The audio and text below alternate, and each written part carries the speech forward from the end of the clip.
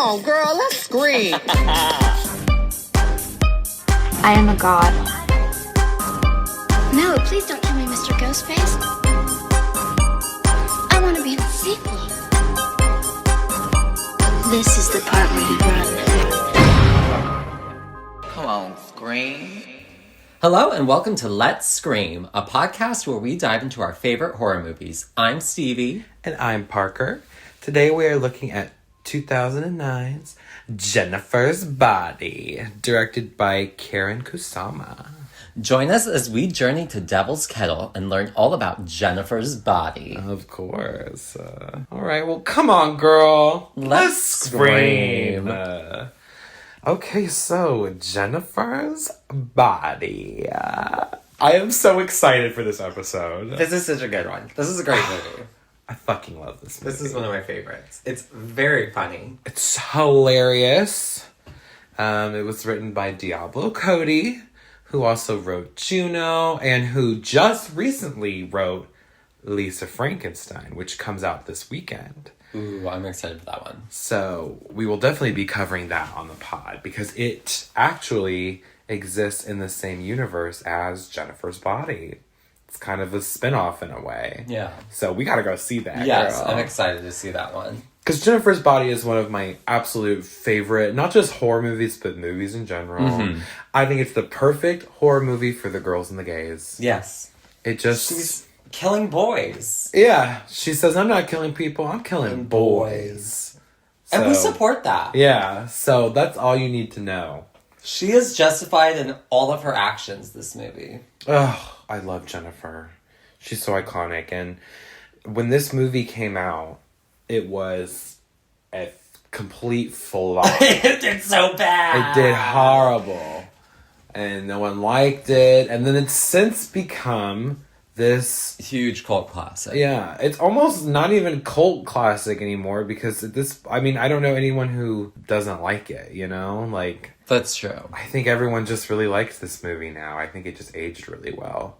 Because, yeah, it came out in 2009, which was a different time. And the themes of this movie are very, like, Me Too vibes. Yeah, so, like, because this moved in the wake of the Me Too movement, this, kind of gained more popularity. Yeah, absolutely. It gained more traction as a feminist cult classic. And it was mismarketed. Like, to hell and back. Well, because they were trying to market it to boys, like teenage boys. But it's more of like a, like... It's a women's movie. It's a, like... Yeah, it's like a girlfriend's movie. Yeah. Like, like, you know, like a BFF movie. Yeah. Like, basically. Which we'll kind of, as we dive further into the plot, we'll go through the different themes. Because there are some really strong cinematic themes and so messages many in this movie. There's so many, like, motifs like that come throughout the film that you notice. And it's brilliantly acted. Perfect cast. I can't imagine any other people playing these characters. Yes. Because they just really become Megan Fox. We have Megan Fox. Okay, so we'll go through the cast. Yeah. Like the main cast. Megan Fox plays our title or titular character, Jennifer Check. And then we have Amanda Seyfried as Anita, Needy, who is so perfect. Yes. Lesnicki is her last name. Needy Lesnicki. We get Adam Brody is in it as Nikolai Wolf. Is that the band? That's the lead singer of Low Shoulder. Yeah. Which is the band in this. Adam Brody has been in a bunch of other horror movies. See, the last time we saw him on Let's Scream, he was in The Ring. And we also get Johnny Simmons as Chip Dove. We also see some, like, really, like, fun appearances in the cast, because we get Amy Sedaris plays Needy's mom. Isn't the teacher J.K. Simmons? Yes. And then... cameo by Chris. Chris Pratt is in this. I can't remember which Chris. I was like, it's one of the Chris's. But Chris Pratt is in this. And Kyle Gallner plays... Colin Gray, the goth kid. Yes. And he's also he's just like Adam Brody in that he's been in a bunch of scary movies. Yeah. So, the last horror movie I saw him in was Smile. And he was really good in that. All right. But I love this movie. I think it's very fun. I think it's another good, like, intro to horror. It's not too scary. Not too scary. Like, most of the, like, deaths are off screen. Yeah, or just done in a more like... In a way where you can like tell what's going on, but you don't see it. Yeah, less gory. Yes. It's not very gory, which I appreciate. And even the scares are kind of counteracted with comedy. Yeah. Anyways. And honestly, for me, watching this, some of the scares for me were just like, it would go from like quiet to like a really loud noise all of a sudden, and that just like makes me jump. Yeah, definitely some good jump scares. And overall, yeah, great movie. It has aged beautifully. I think everybody who didn't like this movie when it came out, it's because this was just ahead of its time, man. Yeah. And I'm really excited to dive into why the script is so strong and what makes it so good. Yeah. So yeah, at this point, we can go ahead and get into the plot of Jennifer's Body, and we will be discussing the spoilers for the movie, the entire story. So if you've never seen Jennifer's Body, do yourself a favor, pause this podcast and go watch Jennifer's Body on Max right now. Come back after that and get into the plot with us. Yes. So, Jennifer's Body, we open on Jennifer's house, an exterior shot, and we see from the point of view of someone creeping up to her bedroom window. Should we also, sorry, I know we just started, but should we also know, you watched the unrated version. Well, actually, okay, it was a director's cut. So I actually did watch the theatrical version, but I have seen the unrated version many times, and I think that the unrated version is a lot better. Mm-hmm. Because it includes more scenes of the, like, townie characters, which this movie has so many funny, like, NPC characters living in the background that just have like weird lines shit to say. Like some of the lines are just like wild in this town. Yeah. This is a small ass town. And I will say, before we really get into like the plot too, I will say that it's one of those movies where the characters, they speak a certain way. Everyone kind of has that like quirky, like, this is a very much a comedy kind of movie. Yeah. But it's not in a corny or a bad way. Because I've seen a lot of movies where they try and do this, where like... This is your archetype. Yeah. This is your like quirk or something like that. And they just really lean into it. And the dialogue is just like real quirky. And it doesn't work. But trust me, it works so well in Jennifer's Body. Like, all of the one-liners, they hit... And it's one of those movies you can watch over and over again and still find it funny. Every time I watch it, I was like... Because I watched it just last night with Keaton, and I was laughing my ass off. Like, so hard. Because it's just like... Yeah. Oh, I'm so excited to get into it. Okay, so yeah, we open on Jennifer's house, and we see someone creeping up to her bedroom window. And we watch... Yeah, we're introduced to Jennifer. She's laying on her bed, and she's gnawing on her hair. And she's watching, like, an exercise video, like, how to get a bigger ass video. And Jennifer, she, like, rolls over in her bed, and she's, like, kind of getting ready to go to sleep. And we see from behind her in the window a flash of Needy. In a hoodie. And she looks pissed. She's mad. She is mad as hell at Jennifer. Human. And this is Needy, played by Amanda Seyfried. She is our main character, and she is Jennifer's BFF. And they have some beef right now. Yeah. And Needy... And friends go through that sometimes, you know? Yes. And everyone it is very much a movie about friendship. Everyone has had moments with their BFF. It happens. Uh-huh. And you move past them. And, or sometimes you don't. Or sometimes you don't. In this case, I don't know if there's any going back. Because as Needy tells us in her voiceover, she says, hell is a teenage girl. And we get a cut to Needy in the mental hospital. And this is when Needy is in her crazy era. She says... But she has a lot of fans. Yeah, she says, I get letters every day. Well, you know, mostly from perverts and chesters, but still, I'm kind of the shit. And we see that Needy has all these, like, letters sprawled across her cell or whatever, and she has all these people that send her all these notes, and she gets all this fan mail for whatever reason. And she also kind of lingers on, she has this framed photo of a boy who we will come to learn is her previous boyfriend, Chip. And she puts on her big jumbo bunny slippers that are nice and fluffy. I love them. And she goes Flashback out to the night swim. Yes, the bunny slippers. Yes, in our night swim episode, there was a character who had some good old jumbo bunny slippers as well. Mm-hmm. I kind of want some too. Wait, now. am I gonna order some? I think we should. Maybe oh my we god! get matching wait, I'm ones. already pulling up Amazon right now. Wait, we should get matching ones, girl. We some should. Needy. We could do some needy Oh my kits god. with them. So she goes out to the courtyard where all of the patients are doing like sports, and she goes to hit the tetherball and it immediately just breaks off the thing. And Needy tells us in her voiceover that she thinks the orderlies are just trying to wear them out and keep them like worn down. Yeah. And she says, but their JV tactics won't work on me. I'm a kicker. It even says so on my chart. Yeah. Kicker. You don't mess with her. Yeah. She's gonna kick you. Yeah. So Needy kicks, and that's why she wears bunny slippers. And we watch as an orderly is trying to get Needy to eat something other than toast. Yeah, she's like, I suggest that you eat like something with more nutritional value. Like an egg or something else. And then she, no hesitation, kicks this bitch across the room. The face, bitch, and knocks like her teeth out. And she says, I suggest you shut the fuck up. Because Needy's like in her bad bitch era. She doesn't give a shit. She's on the edge. But she's got like this super strength. It's like wild. She sends her like catapulting across the room with this kick. It's insane. And they like throw Needy in an isolation cell, and she lets out this like crazy scream. And she tells us that she wasn't always this cracked. No. She used to be normal, believe it or not.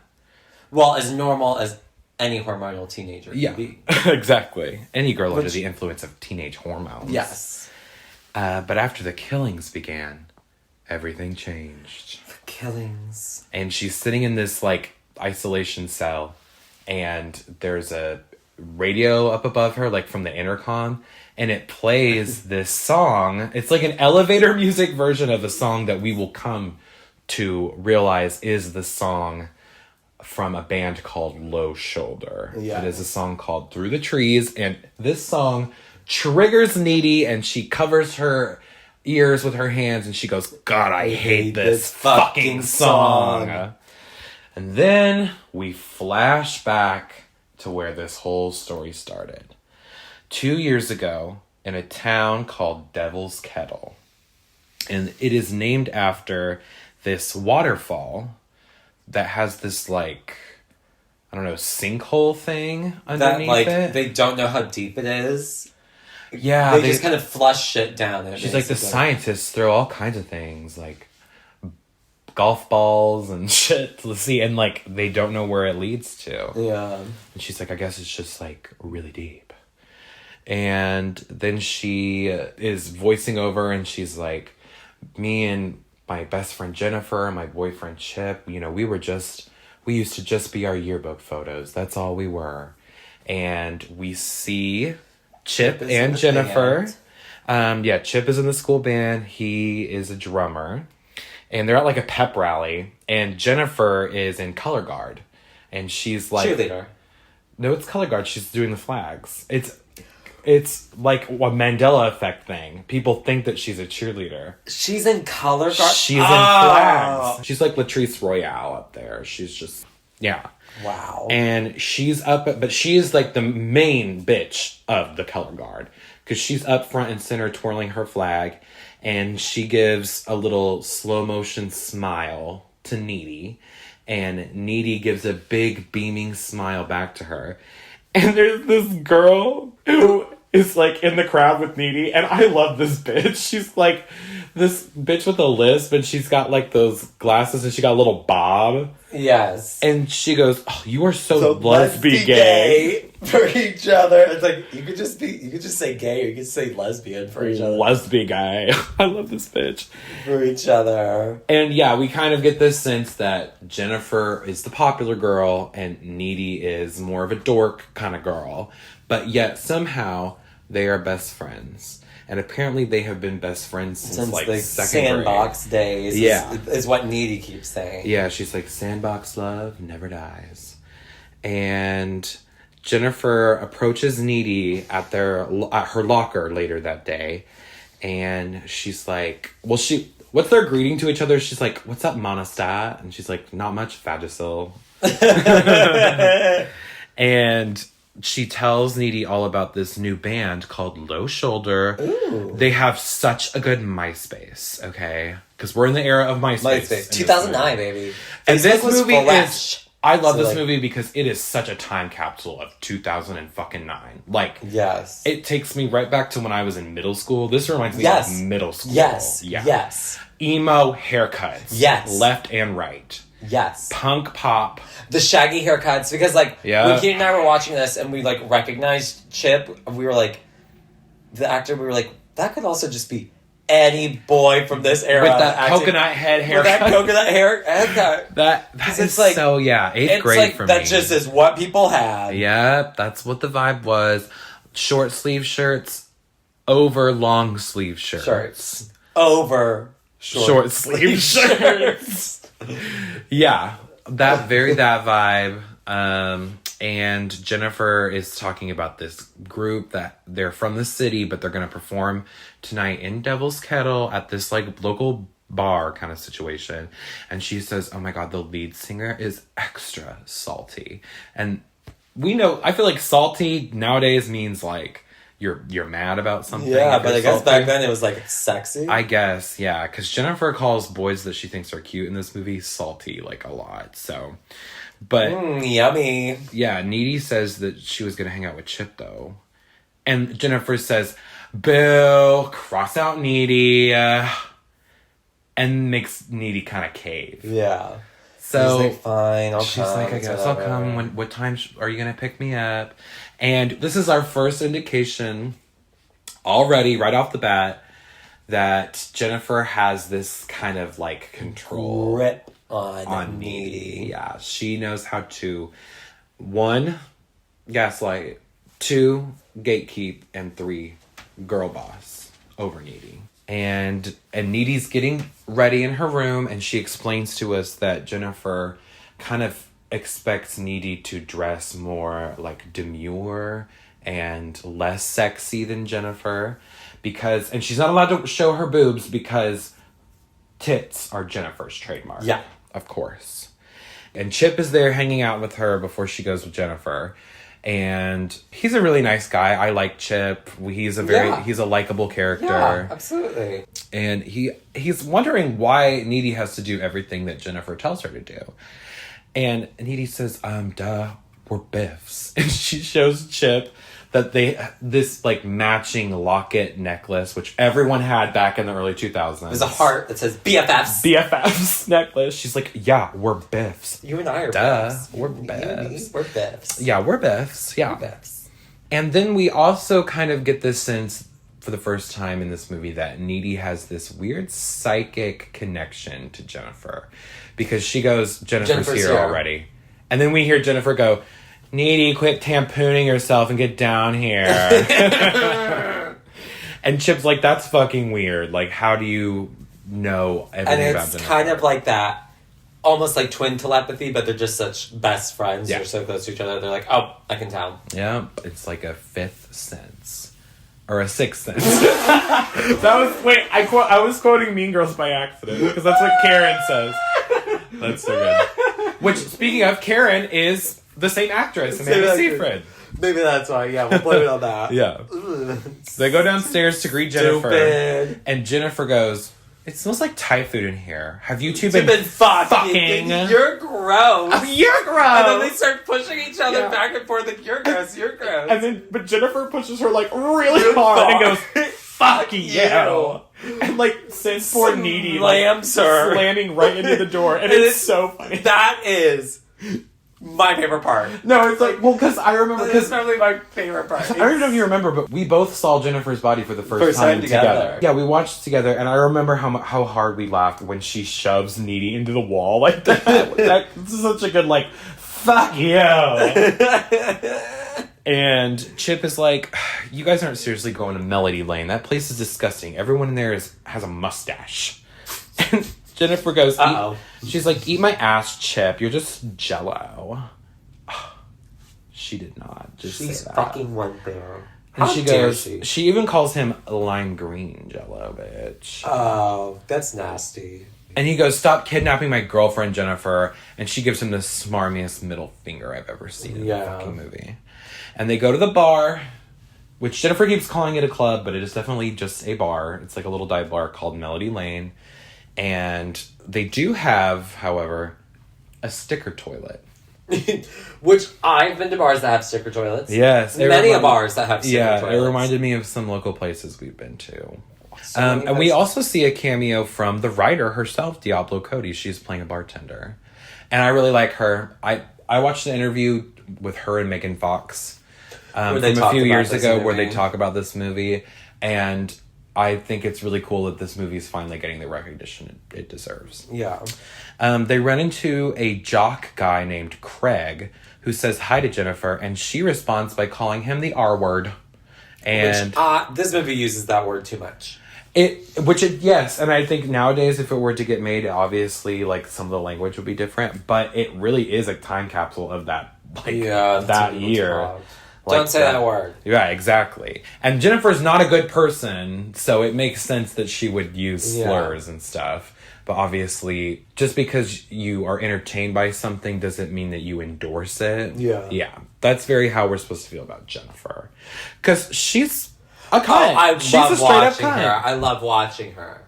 And then we see Chris Pratt. He's basically this, like, he's an officer in training to be a cop. He's a cadet that Jennifer is currently fucking. And he's like, aren't you not supposed to be here, so-and-so? You're like a minor still. Yeah. And she goes, well, what are you gonna cuff me? And she grabs his dick. And he's like, not here, Jennifer. Oh.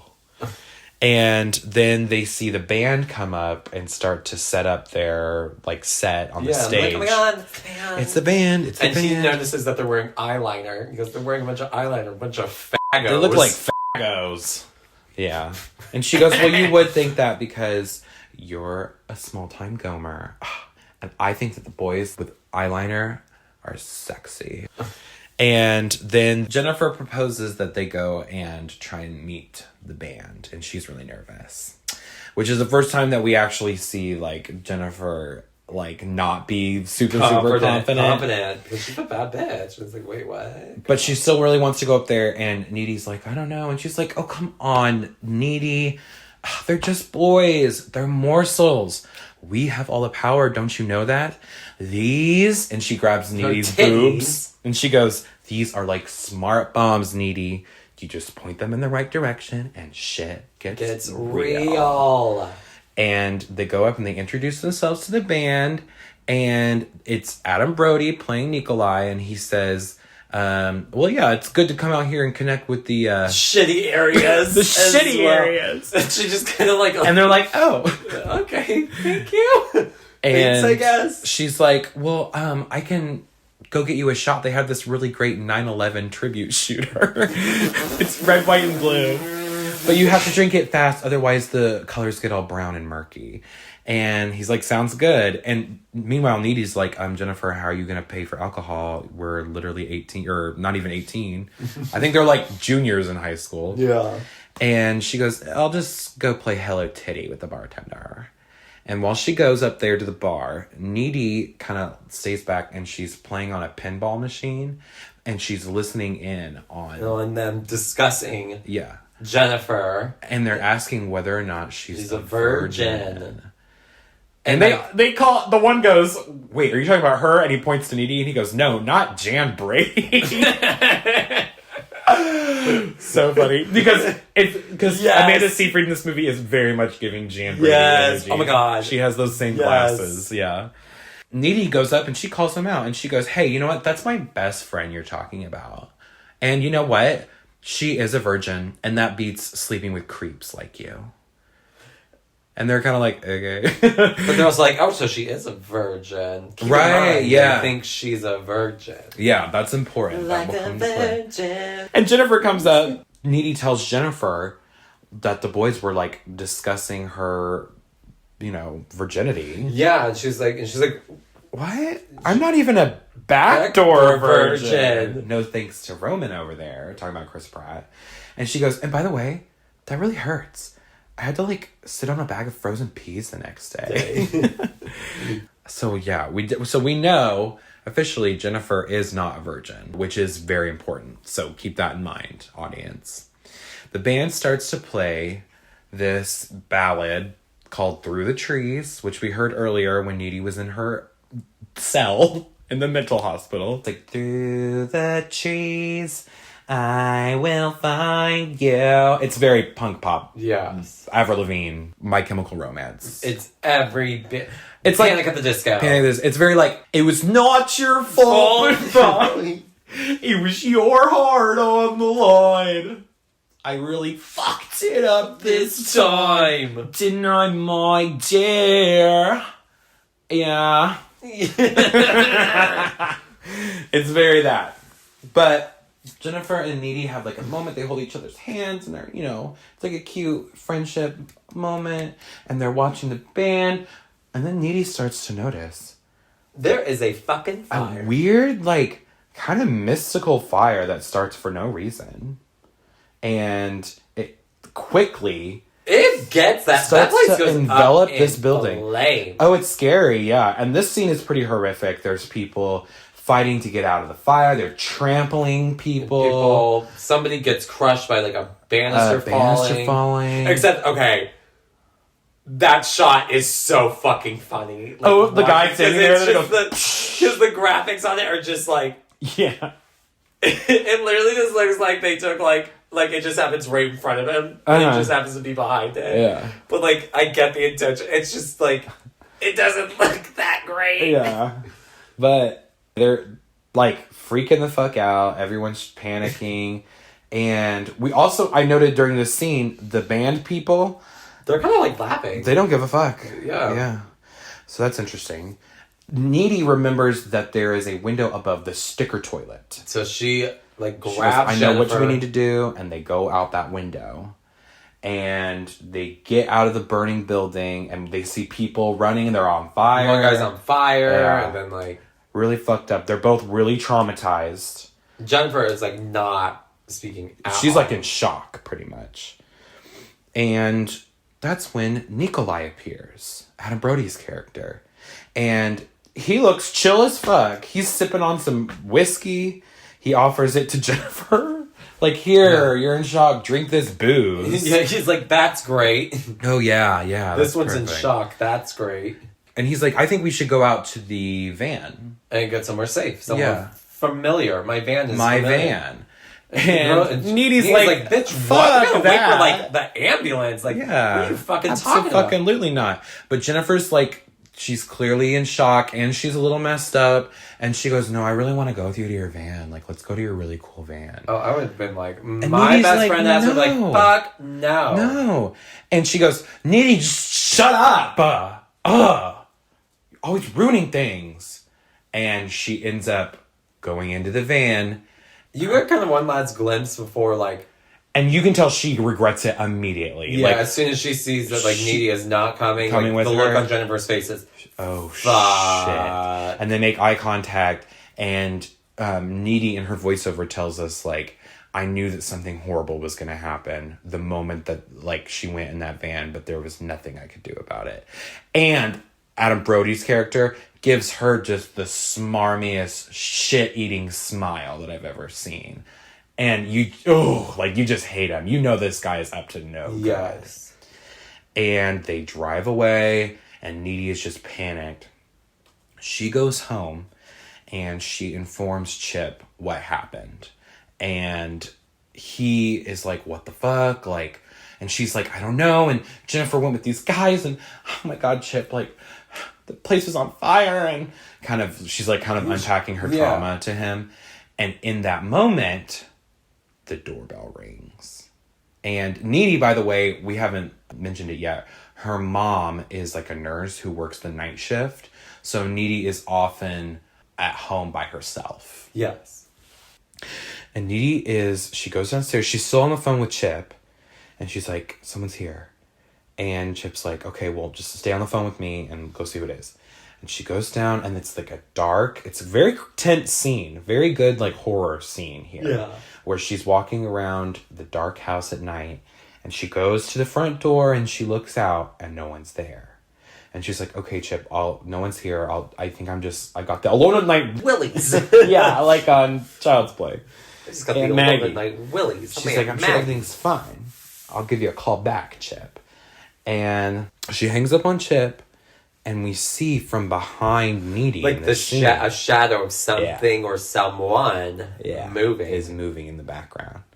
And she hears like a weird noise from the basement, and she goes to check, and it's a fake out. And she hears some dripping coming from the kitchen, and she realizes it's just they left the sink on, like, dripping. She turns it off, and then she turns around, and Jennifer is standing right behind her. And Jennifer looks rough, bitch. Beat the fuck up. Jennifer looks crazy. She is. Her makeup is runny. She's all bloody. She looks like she has like a wound, like an open wound on her like stomach. And she's like, Jennifer. And Jennifer gives this creepy smile. It's like a slow grin, and it's sadistic, and Megan Fox is really good at acting like at being scary. Yeah. And she goes and she starts raiding through Needy's fridge, and she gets out this rotisserie chicken, and she just like flops it open and starts like going to town. Just going to fucking like just town. In this like almost like how dogs eat, or like it's very an animalistic kind of way. She is just fingering it. Yeah. She is just like, and Needy's like, well, my mom got that from Boston Market, and I'm not really supposed to. And Jennifer goes, lets out this crazy like demonic shriek, and Needy's like, oh, okay, never mind. Like, you can have the chicken. It's fine. It's yours. It's yours. And then Jennifer vomits out this like crazy black, spiky, toxic slime. It's this slime, and then it like kind of pulsates, and it's got these spiky tendrils that roll off it, and then it kind of just congeals. Yeah. It's this nasty, sticky shit. And Jennifer then just starts crying and having like this breakdown. And Needy's like, okay, I'm going to go call for help. And she goes and she gets her little flip phone out. But Jennifer appears behind her and slams her. Yeah, she like smacks the phone out of her hand. And then she kind of like chokes Needy, like choke holds her up against the wall. And Needy's freaking out. And Jennifer whispers in her ear, she goes, are you scared? And Needy's like, oh, fuck. And it looks like Jennifer is going to bite Needy on the neck. It looks like she's getting ready to do like a vampire thing. But then you see Jennifer kind of like control herself. And she decides not to bite Needy. And instead, she just kind of slinks away in the night to leave Needy like all like shaken.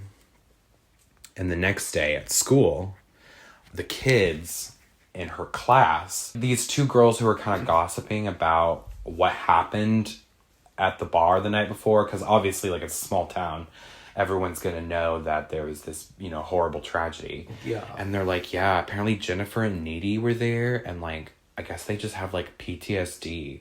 And we see Needy, and she has this like 30-yard stare. Yeah. She's definitely still processing that crazy ass day she had. Not even really the fire at this point, but more the... Yeah, she's kind of like, what the fuck is going on with Jennifer? What was that?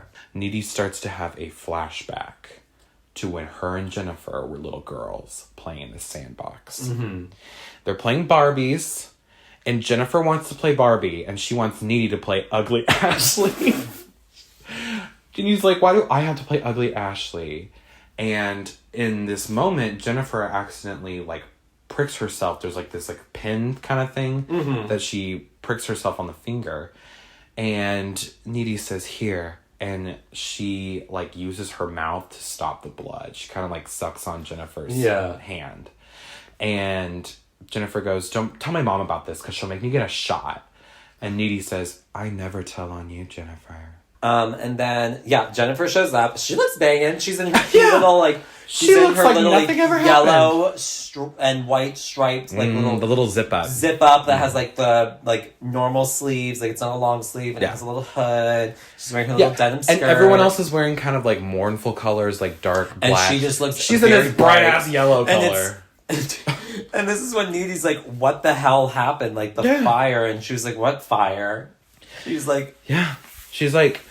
anybody that we know? And she's like, a bunch of people died. We know everybody who died. And she goes, sucks to be them, I guess. And Needy's like, what the fuck is wrong with you? Yeah. Like, Jennifer has always been, like, a huge cunt, definitely. But now it's, like... Girl. Kind of almost, like, sinister vibes from her.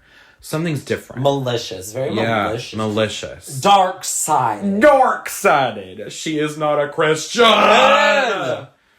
And we see their teacher. It's J.K. Simmons. Who, I love J.K. Simmons for the way he talks. And he's... This whole little monologue is so funny. He's like... He's offering his condolences to the people who... perished in the fire. Because we learned that Chris Pratt died, right? Wasn't he one of the ones who died? Yeah, probably everybody we saw there was probably killed in the fire. Yeah, like there was a foreign exchange student, Ahmed, who died. You'll remember him. Yeah, he'll come into play later. And then like 8 others, like 7 other students. There was the kid named Craig, who Jennifer used the R slur against. Yeah. His best friend's name is Jonas, and Jonas is also like kind of a jock kid, football player guy, and he is crying in the back of the classroom. Losing it. Very sad. But J.K. Simmons goes, and we even lost our beloved Spanish teacher, Senorita Erickson. And then Jennifer says, no way, Erickson ate shit. She's being so insensitive. It's so bad. And he also says, the teacher's then like, we can't let this fire win. And she says, it already won. Which is like... Absolutely no remorse. Which is crazy because she was literally there when people were dying. And went in total shock from it. Exactly. And Needy is just appalled by Jennifer's behavior. And she tries to tell Chip, like, about this concerning behavior. And Chip is kind of like, isn't Jennifer always a kind of... And this is when Chip also says... like, one death in this town. Because they're, like, talking, like, oh, band practice is canceled, everything's canceled. Yeah. And he's like, well, like, one death in this town, the whole town slows down. So, like... And this was, like, again, gives you an idea of, like, how small this town is. Yeah. So there's probably, like, a couple thousand, maybe. Maybe, if that. If that. It reminded me of Forks, Washington from Twilight. Yeah, I mean, but, like, that's kind of the vibe. It's scope. Supposed to be just super tiny town. And he's like, I mean, I get that Jennifer's like, maybe she just has PTSD. And she's like, well, no. And she vomited up this weird slime. And he's like, well, maybe that was just ash from the fire that she kind of was choking on. Yeah. And he's like, Needy, like, I'm not trying to be a D-hole, but maybe you should go and see the school counselor.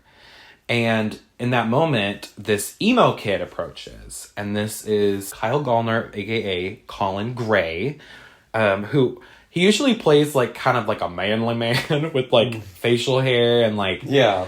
And it was just funny to see him play this, like, emo kid. Yeah, with, like, piercings and, you know, the anime scene haircut. Yeah. And he goes, hey, Needy, I heard you were there last night in the fiery trenches. Well, I'm glad you made it out. And she's glad like, you didn't die. Yeah, she's like, thank you, Colin. That's really nice. And he's like, yeah, for sure. Anytime. And he, like, walks away. And he's like, how do you know Colin Gray? She's like, Colin Gray sits next to me in creative writing, and he's a really good writer. He's, like, all emotional and expressive and dark. Dark-sided. And Colin, I wrote, just radiates, it was not your fault but mine. Energy. Yeah. we see Jonas, the football player guy. He's out. He's on the football field. He is clearly mourning the loss of his best friend.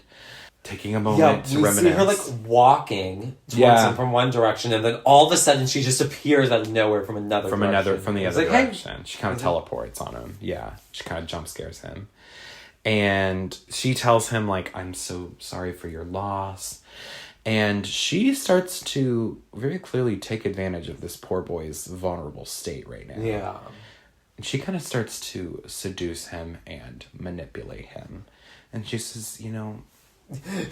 I was probably one of the last people to talk to Craig last night. Before he died. And he actually said something crazy, like... He actually said that you and I would make, like... a totally banging couple. And he's like, he said banging? And she's like, yeah. Like, yeah. Sure, whatever. That's what he said. Yeah, that's exactly what he said. And she's like, you know what? You should just come with me right now. And I promise you, it's what Craig would have wanted. And so he goes with her out to the woods alone. And they are kissing. Yeah, they start making out. And he notices, like, she is warm. Yeah, why are you so warm? And she goes, Shutties! And then all of these animals start appearing. And this... gathering. It's like... I didn't notice all kinds of, like... rabbits and foxes, everything, and they are like not happy. Yeah, they're like, and they're kind of like kind of like kind of swarming them, surrounding them. Yeah, and Jonas is freaking the fuck out. He's like, Jennifer, like, do you see this? And she goes, they're waiting. And he's like, okay. And then she unzips her shirt, shows off her boobicles. We do not see tits in this movie. No, we don't see tits. We get side boobs. We get side boob. And then she starts seducing him some more. She puts his hand down his pants and starts to kind of go to town. Mm-hmm. And while she's like mid jerking him off, she's like, do you miss Craig? And he's like, yeah. And she goes, well, don't worry. You're going to see your buddy really soon. And he's like, what, like in heaven or something? And she goes, no. And then she shoves him and then her face retracts like a snake. And she has these teeth. Crazy teeth. And she kind of bites his face off. And he starts screaming. Yeah. And we then get this teacher. Yeah. He's walking to his car and he hears the screaming and he's like this crazy, like, clearly like somebody's oh my god. And he just goes, let it all out, kid. Let it all out, kid. And then he kind of notices towards the end that it's like a little off and then it just stops. And then which kind of makes him go, oh wait, maybe something's wrong. And that's when he goes into the woods and he discovers all of the animals feasting on Jonas's mangled corpse. We cut back to Needy in her house. And first of all, I noted she has a pet ferret. Oh, yeah. She would. She would, right? It's very needy. She's listening to the radio, and we hear on this radio station that the special guest of the day is the band Low Shoulder. And they are giving a tribute to the people who died in the fire in Devil's... Well, he calls it Devil's Lake, which I think is funny that he is pretending to, like, give a shit about the people of this town, but he can't even get the name of their town, right? And, yeah, they're clearly, like, doing this, like, for clout. Yeah. Like, or they're using this, like, situation as, like, a way to promote their song. Yeah. And Needy clearly looks bothered by this. Then Needy's mom walks in, who is played by Amy Sedaris. And she looks like she just woke up out of, like, a 12-hour nap. And she is not doing good. She looks hilarious. Like, her hair's all messed up. And she's got this real Southern accent. Amy Sedaris was like, I'll just give this a real character voice for this one. I've only got a couple lines. Let me sell it. And she said that she just woke up from a really bad nightmare. And she says, I dreamed that all these people were Trying to crucify Crucifying you. They had big stakes and hammers and shit. Just like JC. And then she crosses herself. But Dee Dee's mom goes, but don't worry, I am a hard-ass, tough mama bear. Like, okay. Thank you. We see the police and Jonas's parents arrive at the scene of the crime in the woods by the school. And they show his body, and his mother weeps. It's very sad. And in the director's cut, it's the guy who does the voice of Patrick from SpongeBob. Is that like confirmed? Yes. Oh my god. And he goes, do you hear me? I'm gonna cut off your balls and put it on my front door like one of them lion knockers rich folks got. That will be your balls. Talking about the person who did this. And then it cuts to Jennifer swimming in a lake. This is such a great shot. She's in a nearby lake, and she's just in a slow motion. Fully sexy. Yeah, fully naked. Just kind of giving us a little swim and washing away all the evidence of her murder and walking away seductively. Then we get my favorite scene. One of my favorite scenes. Mm-hmm. Jennifer calls Needy from her bedroom, and she's kind of checking herself out in the mirror. And she goes, I feel so scrumptious. And Needy says, well, that's nice. I'm just a little depressed about, giant smoldering funeral pyre in the middle of town. And Jennifer tells her to move on.org, Needy. Life is too short to be moping about some white trash pig roast. And Needy says, well, that's sweet, Jen. And she says, well, I tell it like it is. And then Chip calls Needy, and she's like, okay, wait. Let me just put you on hold for a second. And she goes, boo, crossing you out. She goes, it'll just be a moment. And she gets on the line with Chip. And Chip tells Needy that there's police outside Jonas's house and that he wants her to come over. And also, the whole time while she's on the phone with Chip, his little sister is playing a piano and just banging the keys. Just banging the keys. I think it's like, can you stop? It's like, Camille, shut up. And she goes, you shut up, Chip. You're a penis cheese. Penis cheese. Ew. How does she know what that is? I love this little sister. She has another great scene in the director's cut, which I will get into. Okay. And while Jennifer is on the other line, she lights her tongue on fire. It's the iconic scene of her with the lighter. And then it instantly heals. Yeah, and it kind of heals itself. And then she goes back on the phone, Needy then connects back to her. And Jennifer says the iconic line, I am a god. Yeah, I am a god, which is in our intro. Yes. And Needy says, I gotta go. I gotta go. And she hangs up to go and meet with Chip. And she learns about what happened to Jonas.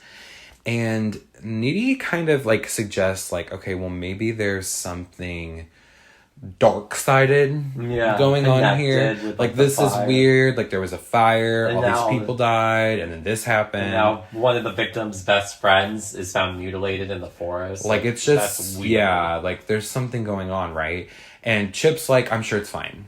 It can't get worse, right? At this point, I'm sure all the bad stuff is over. Yeah. Trying to be optimistic.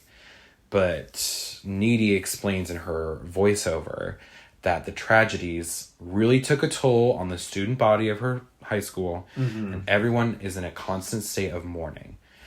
But we get this iconic shot of, okay, so it's the hallway, and all the kids look really sad, and they're all wearing, black and mournful colors. And she's strutting down in slow motion in her little, Valentine's Day pink zip up with hearts on it. Which is such an iconic look. Yeah. She has little matching heart earrings. And she just has the most confident smile on her face. She doesn't give a shit. You can't tell her anything. Jennifer is thriving while everyone else is merely surviving in this school. And there's also a montage of kids going to candlelit vigils for the victims of the fire and for Jonas and his funeral. And we hear the song by Low Shoulder, the Through the Trees. All the kids are like holding hands and they're like singing the song. It kind of became like the school anthem. Yes, it has become their unofficial anthem. And it's been like maybe a few months and they're in class again with J.K. Simmons.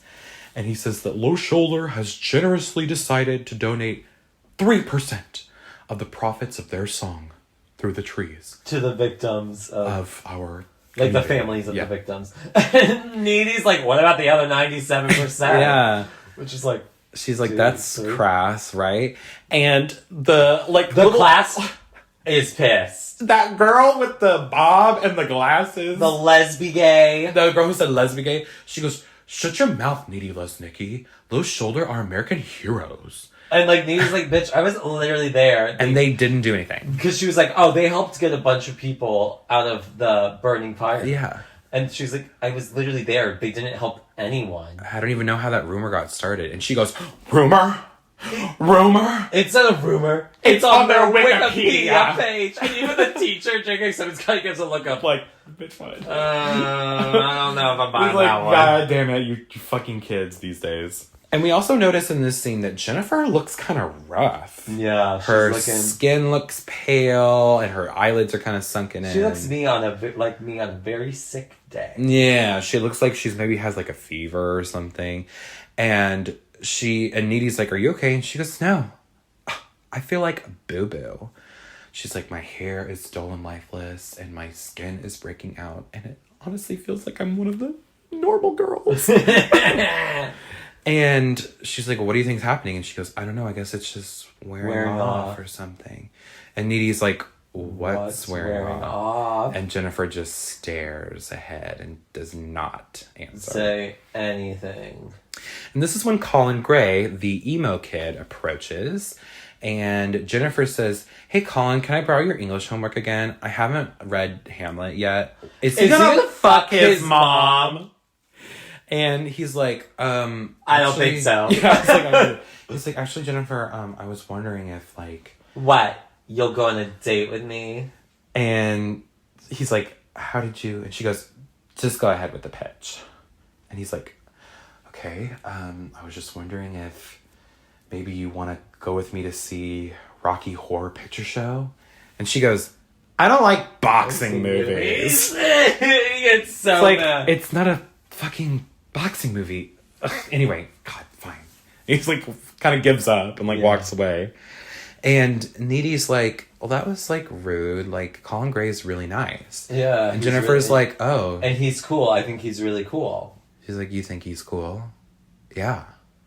And she goes, And she kind of switches up. Yeah. She goes, wait, Colin, come back here.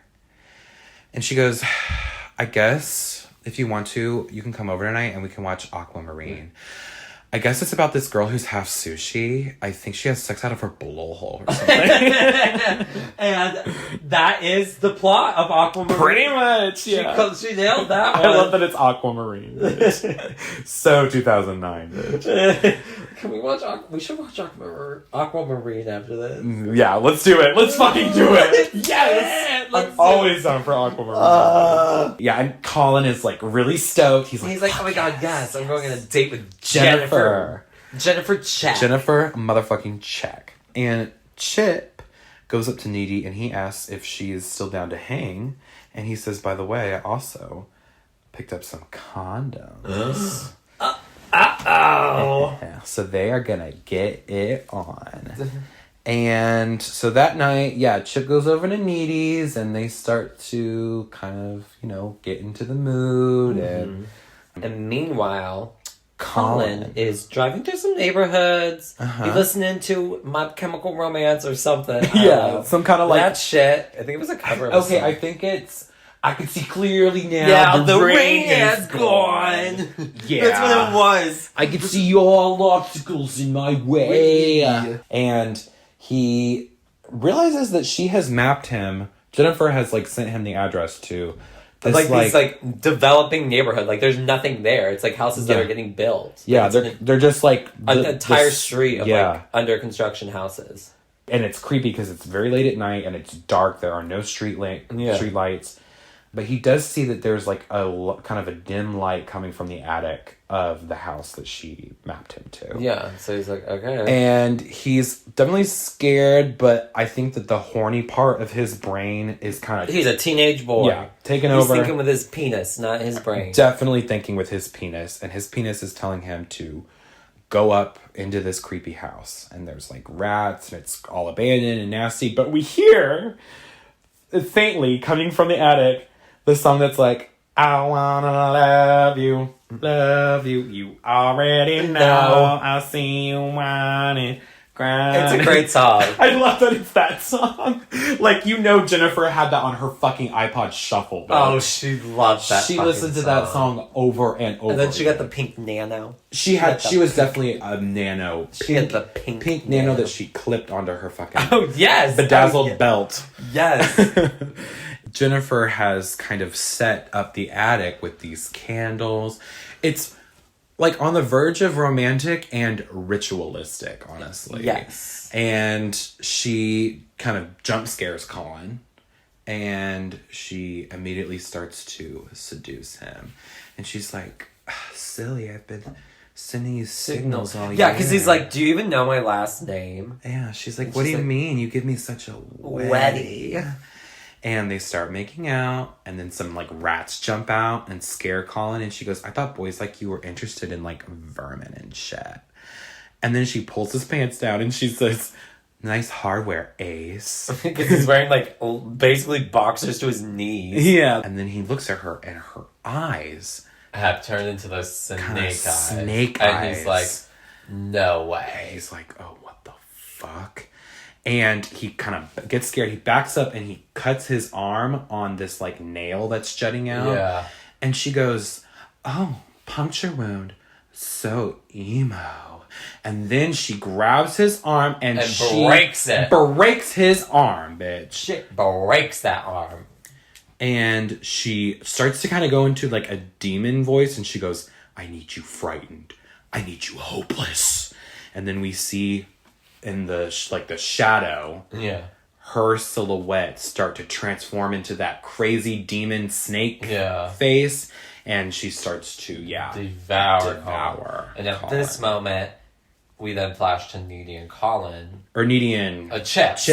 Having sex. They're getting it on, and like she then like notices like blood starting to drip from the ceiling. Yep, but it's like a psychic blood. It's a vision that she's starting. And she kind of can also have like a psychic feeling of like Colin, and like when like Jennifer was kissing him, it was, and so like we're getting this weird like they have this connection. Yeah, she kind of is having basically like anytime Jennifer kills from this point on, Needy sees a vision of it basically.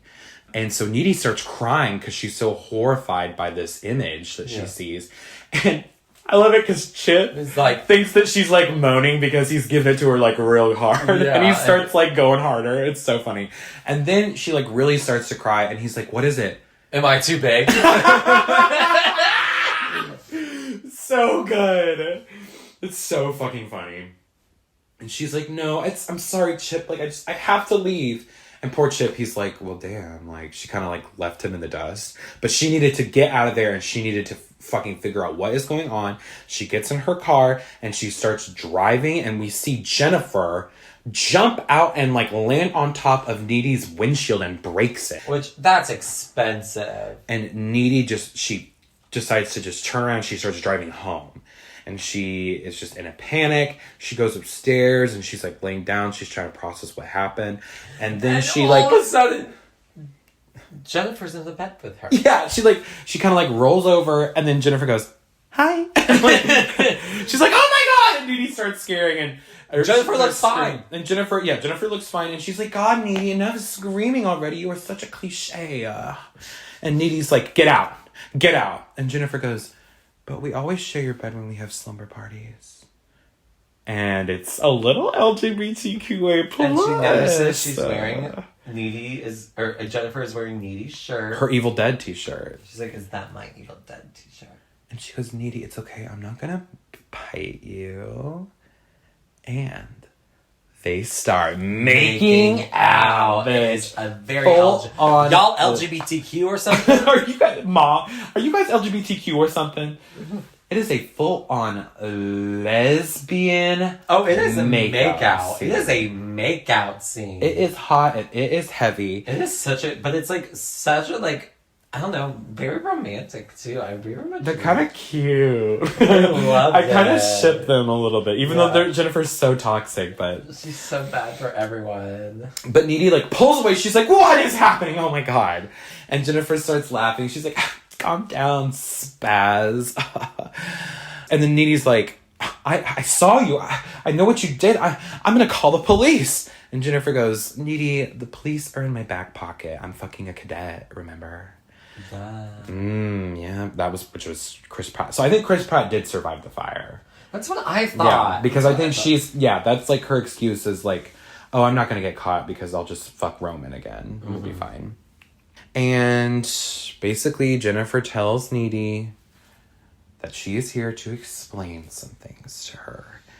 And she says, "Yeah, do you remember those band guys, Low Shoulder? Yeah, they were like totally evil. They're basically agents of Satan with like really awesome haircuts." And we get a flashback to what happened that night after the fire. And they have Jennifer in their van. And Jennifer's looking around the van and she notices that there's all these It's like cult books. Yeah. And like Satan worshipping like artwork and she's like, "Well, Well, one, because he's like, "Are we even sure she's a virgin?" She's like, "I am." Yeah. She's like, "I'm so a you don't virgin. even- I don't even know how to do sex, So you wouldn't want me. yeah, you wouldn't want me." You would want to do that with somebody else. And it's like, Which we know she's lying, because Yes. we know that she is actually a virgin. Or not a virgin, sorry. she's not a virgin.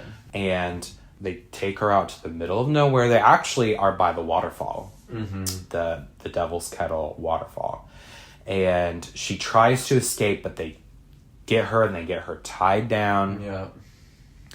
And they basically reveal that they're sacrificing her to so that Satan. they can get famous. Yeah, they're gonna use her as like a way to get fame from the devil.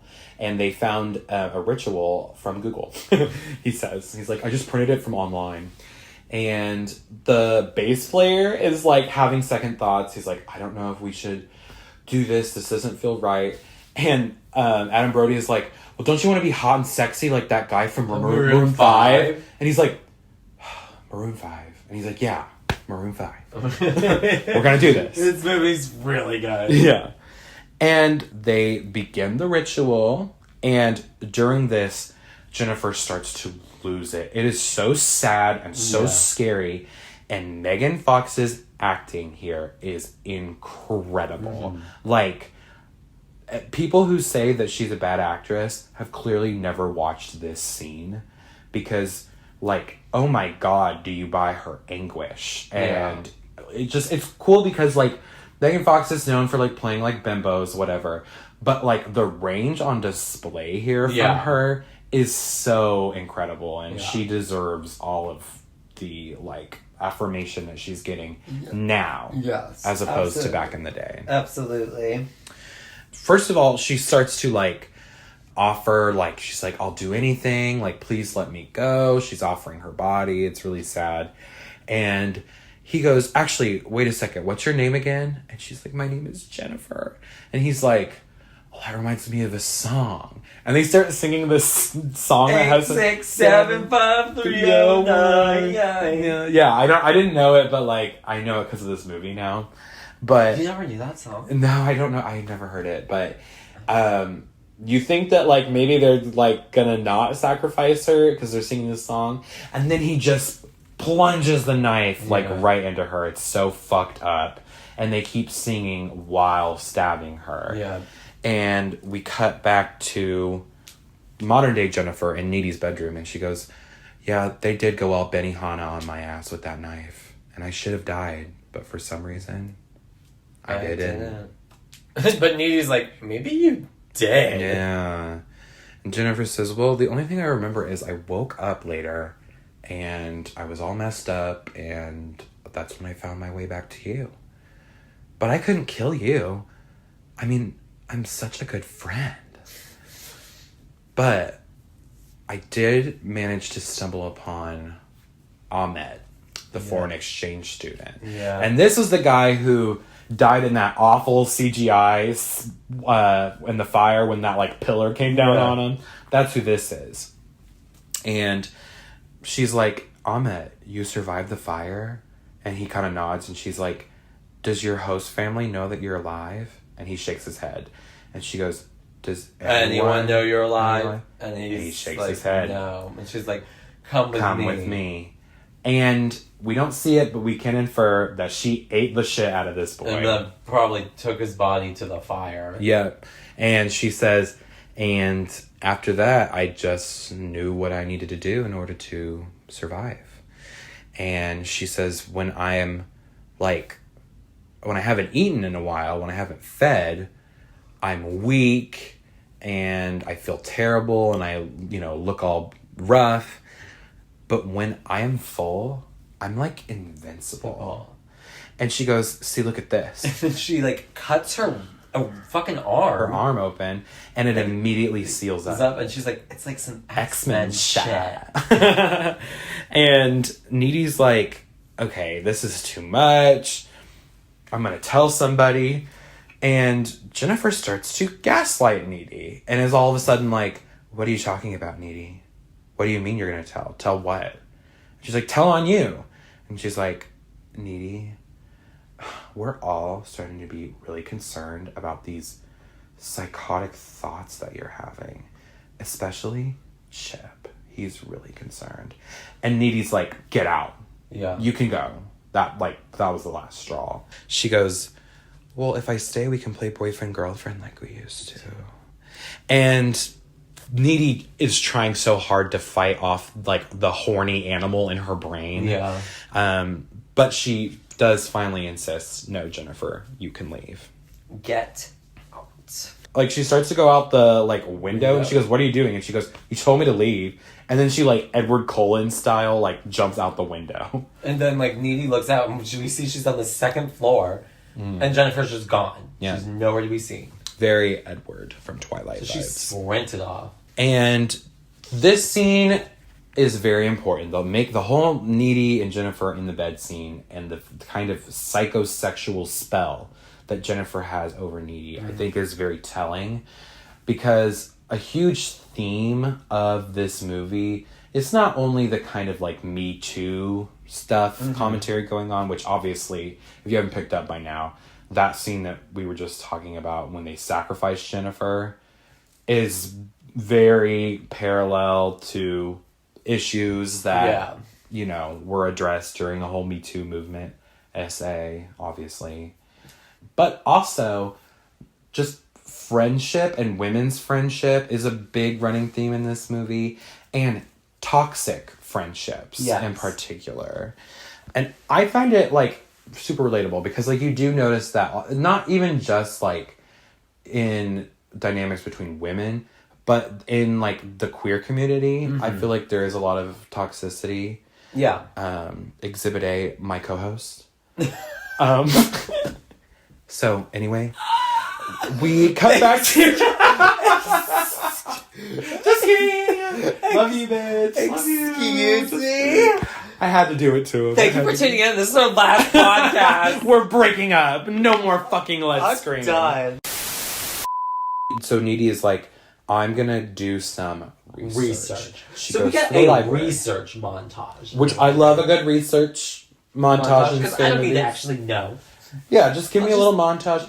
They go to the library, she picks up some books on the occult. We see the word succubus in big font. Yes. Kind of flash across the screen. And this is when, in the unrated version, Needy has kind of learned what is going on with Jennifer, and she goes to approach her in the locker room. And this is a very telling scene. I don't know why they would get rid of it. Like, I think it's a very important scene.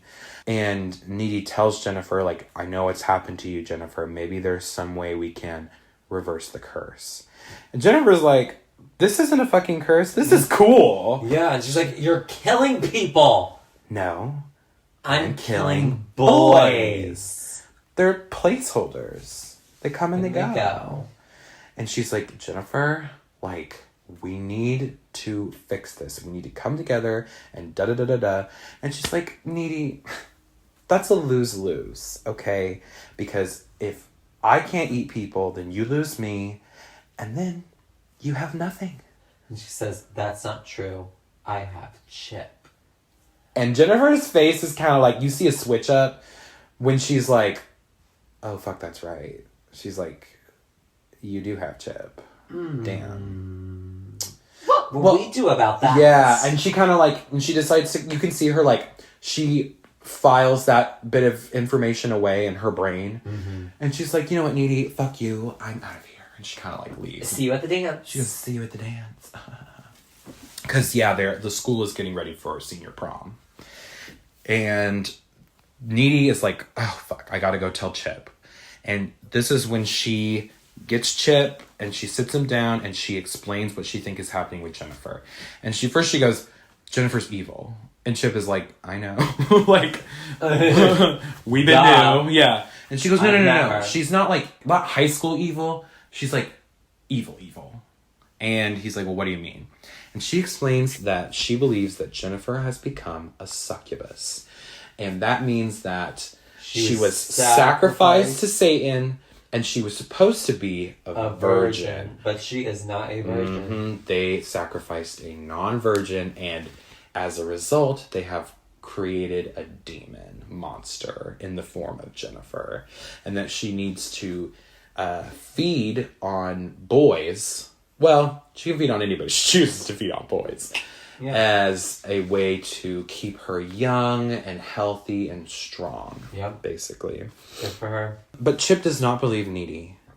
Oh, Chippy Chip. And he's like, I'm not trying to be like, not believe you, but I just kind of don't believe you. Because he's very like a no-nonsense person. Like, what's the word I'm thinking of? Like, he is not just going to believe that something supernatural is going on until he sees it for himself. Yeah. Kind of thing. Yeah. And Needy is like, well, I don't think we should go to the dance together because I think it'll be dangerous if we're together. And he says, but Needy, I already bought your corsage and it was like $12. Which is so real. Because, yeah, in high school, I remember $12 was a lot of fucking money. So $12? For a flower? Yeah, right. It's gonna die in a day?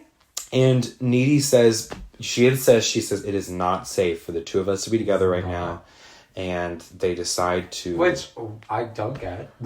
I know. Well, I will... Yeah, I was gonna go into that as well. Like, and as we will see, it would make more sense for her to be with Chip so that they can have power in numbers. Exactly. And I think Needy realizes that here in a minute. But they decide to get ready for the dance separately.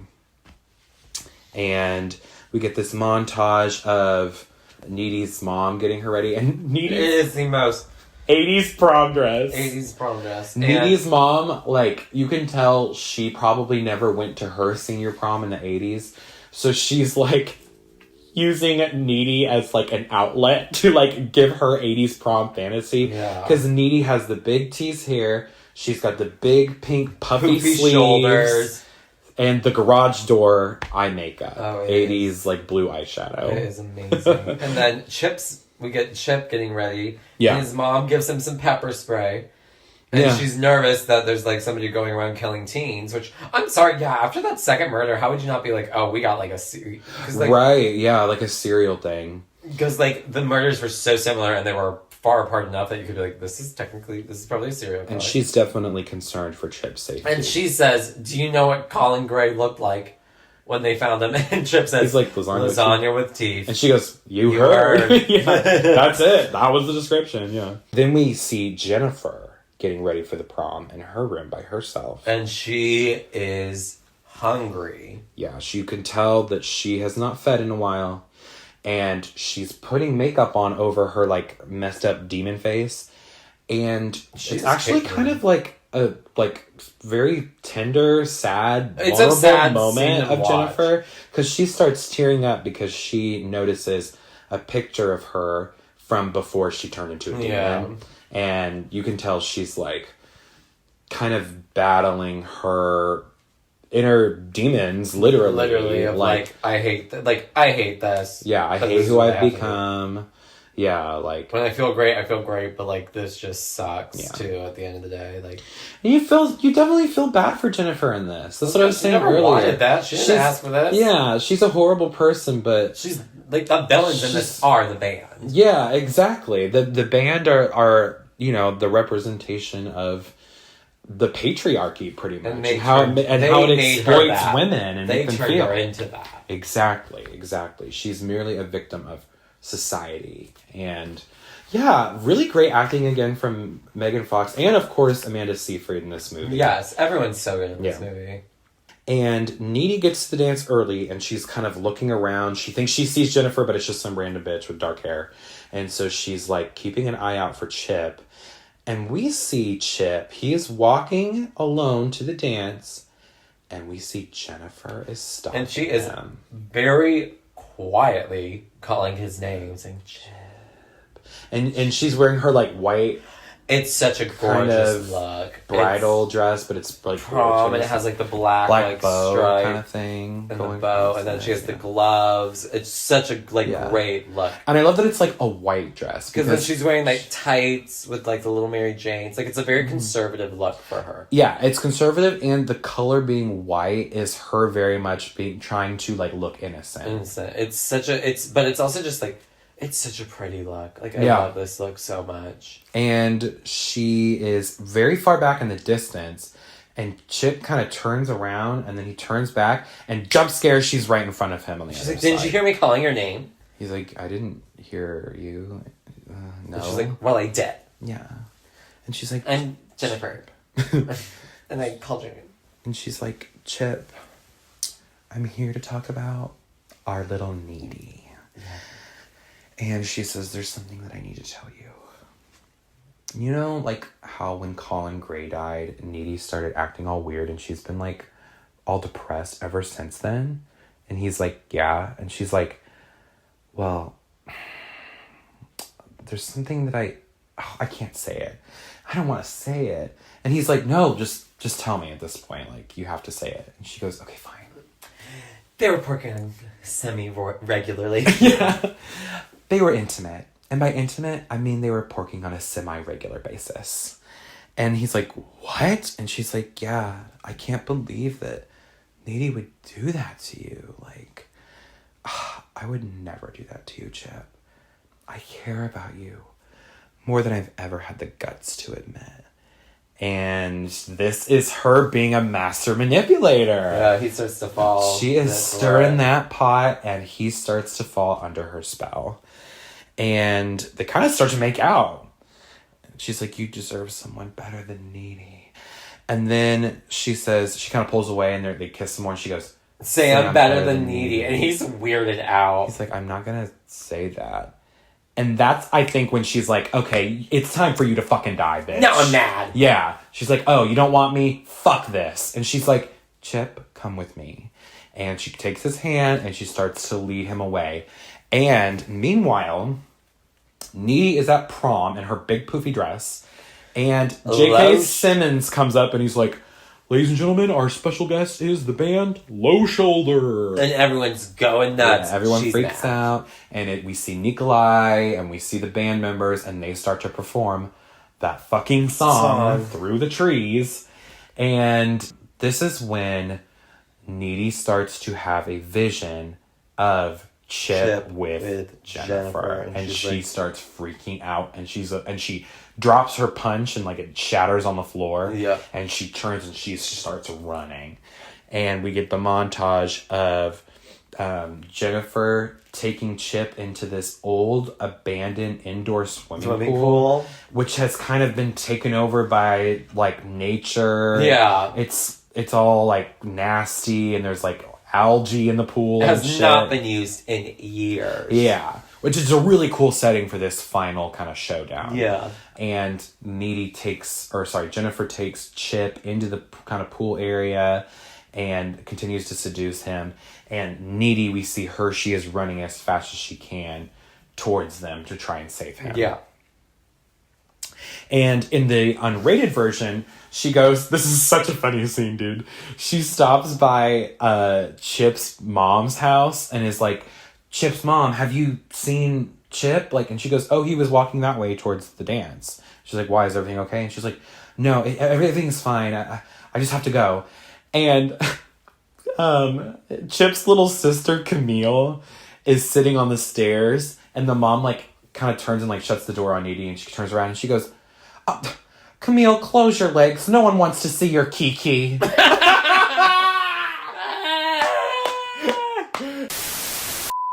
Chip and Jennifer are sitting on the edge of the pool, and she tries to kiss Chip again, but he pulls away, and he's like, oh, this just doesn't feel right. And this is when Jennifer knocks his ass into the pool, gets in there, and starts to drown. Yep. And he's gonna start eating him. Needy gets there right as Jennifer is devouring his neck.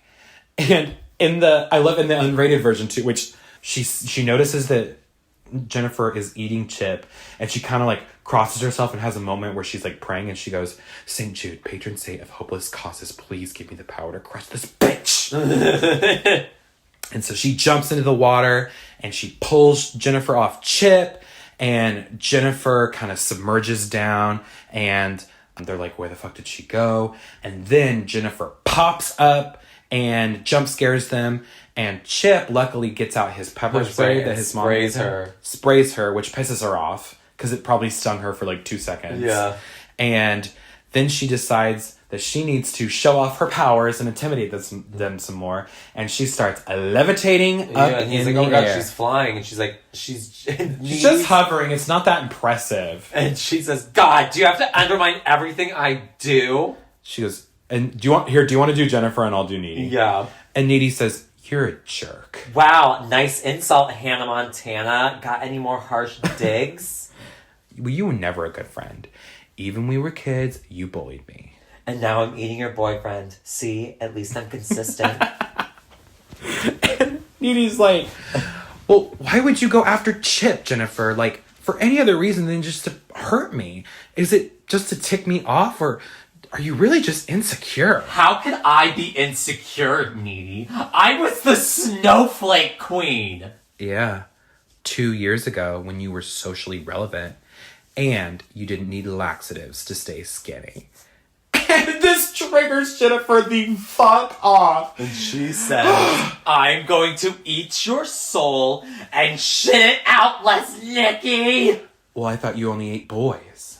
I go both ways. Ah! Iconic. And Jennifer goes and she's going to lunge at Needy and attack her, but Chip comes out and he impales Jennifer her with a pool, like like one of those net things. Nets. It's like broken in half, and so it's like kind of sharp, and he can use it as like a jousting thing, right?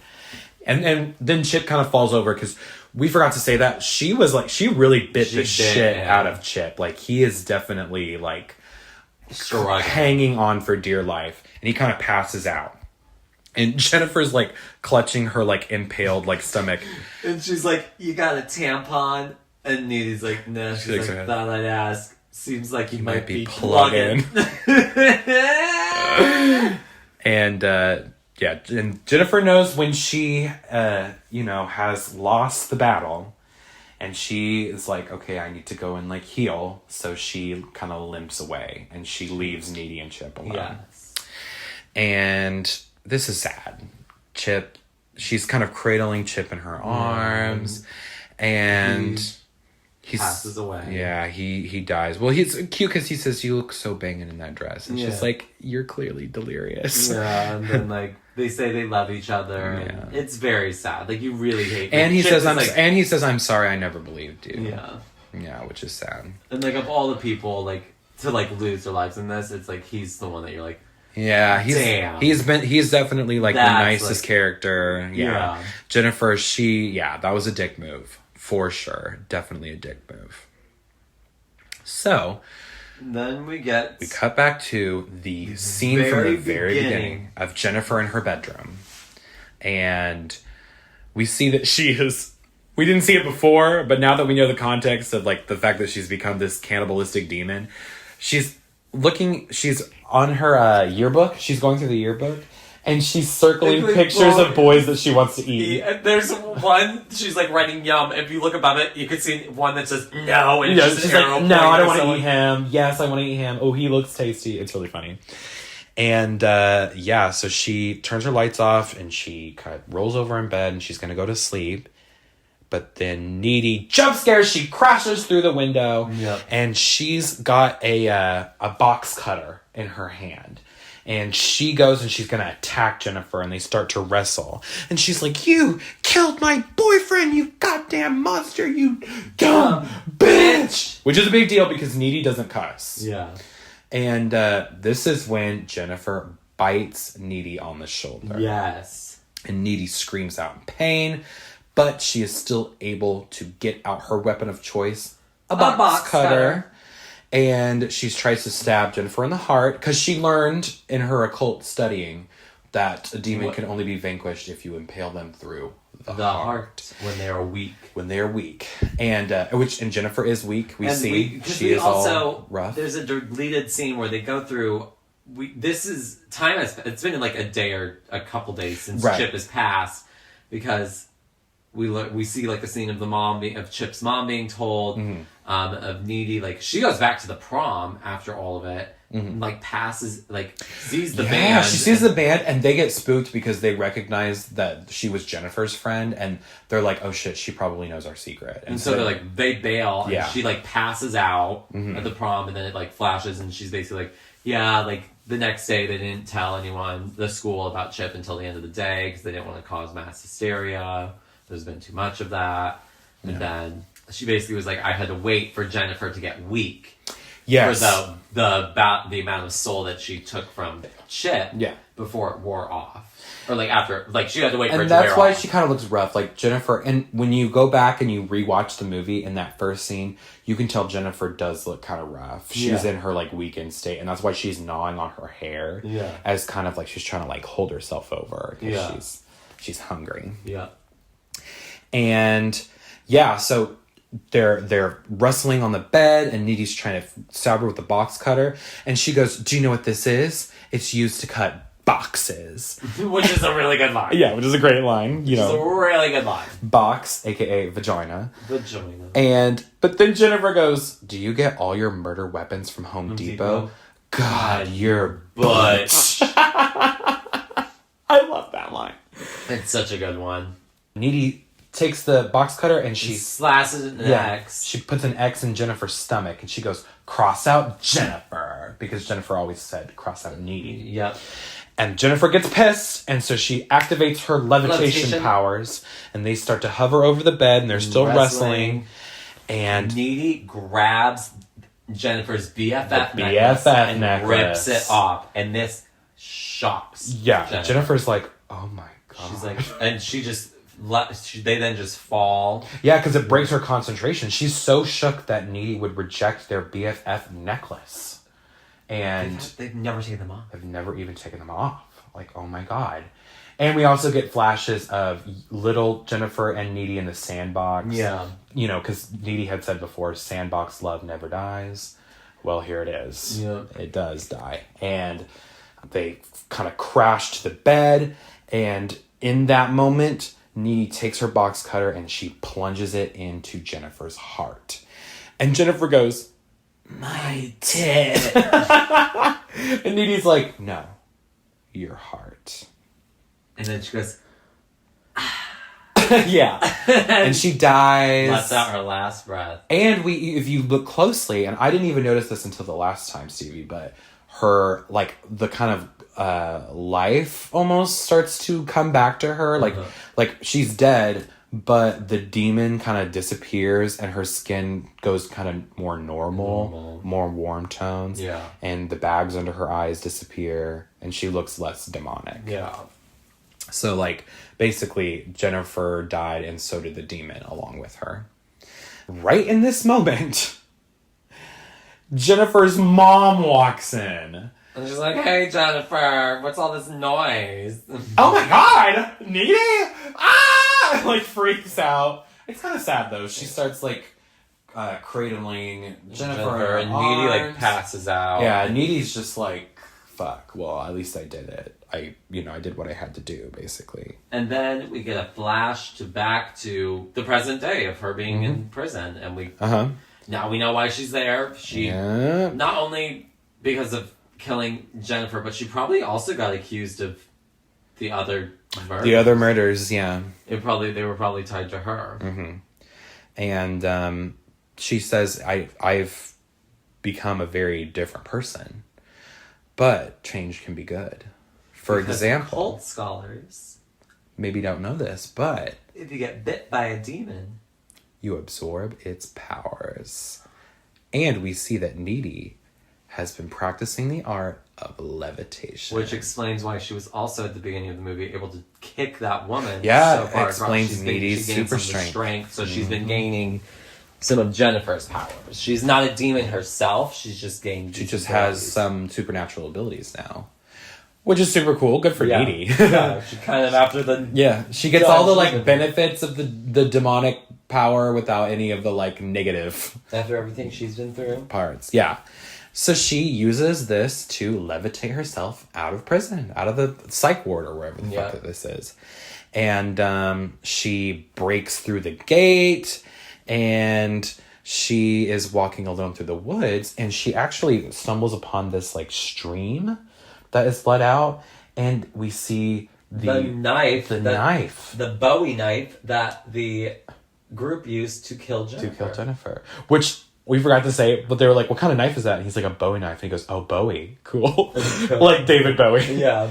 But yeah, this is where the sinkhole thing lets out. We finally figure out, like, the mystery behind that. And she picks up that knife that they used to kill Jennifer, and she takes it with her because Needy has her own little plan now. And she is hitchhiking. She's like, hitchhiking, and a trucker stops, picks her up, and is like, where are you going? She says, I'm going to see a band. And he's like, oh, they must be a really good group. And she's like, it's their last show tonight. Yeah.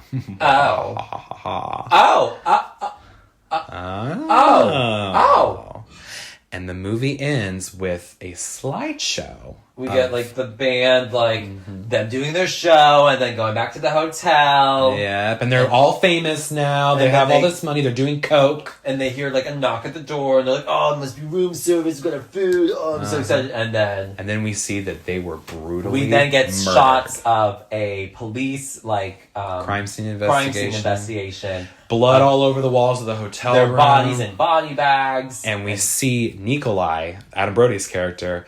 He's dead. Stabbed in the chest with the knife. And then we get a final thing of security footage. We see Needy in a hoodie leaving. While a bunch of groupies run past her. Yeah. And we just hear them screaming. As they discover... While Needy is... The crime scene. And Needy just, like, kind of smizes to the camera. She got away with it. Yeah. So, that is Jennifer's body. So Needy was able to track down and get her revenge on all those people that ruined her life and ruined Jennifer's life and all that. So and it was, I love it. I love this movie. Yeah, it's so satisfying, especially when you see Adam Brody dead at the end. Yes, you're like, fuck yes, he got what he deserved. Yeah, this movie's. It's great. So I loved going through this with you, like, I love for the pod. This has been such a fun episode. If you have never seen Jennifer's Body, do yourself a favor. I hope we have convinced you to watch it now. Go watch it. Because it's so fun. It did not deserve any of the shit that it got when it came out. It's truly brilliant. It's hilarious, and it has some poignant commentary on feminism. I think there's some LGBT, like, in the closet definitely vibes. Queer because, undertones. I think, like, religious oppression, like, towards the queer community. Yes, I think there's a lot you can look into this think that if Jennifer and Needy could just be lesbians together... Everything would be fine. Everything would have been because, like, you get that vibe that Jennifer is one of those people who has sex with men but doesn't really have relationships with men. Exactly. Whereas, like, Needy has Chip, But she also really has romantic feelings for Jennifer. Which I'm not saying that they're lesbians. I mean, they may be bisexual. Sure, we don't know. or they just have love for each other. But exactly. And it's sad that, like, you know... Because, for whatever reason, they can't be together. Yeah. Because their lives might have been completely different. Exactly. But yeah, thank you so much for joining us this week on Let's Scream. We hope you had a fun Valentine's Day with us at Devil's Kettle. Please remember to follow the pod, like the pod, and leave a glowing review of the pod. Yep, you better. And also, please remember to send us some movie requests for future episodes. You can follow me at Parker_Will_C on Instagram. And I'm Parker Will C on all of the streaming services if you want to listen to my music. Ooh. And I am, you can find me at Stevie Nash 95 on Instagram. Until next time, this has been Let's Scream. Bye.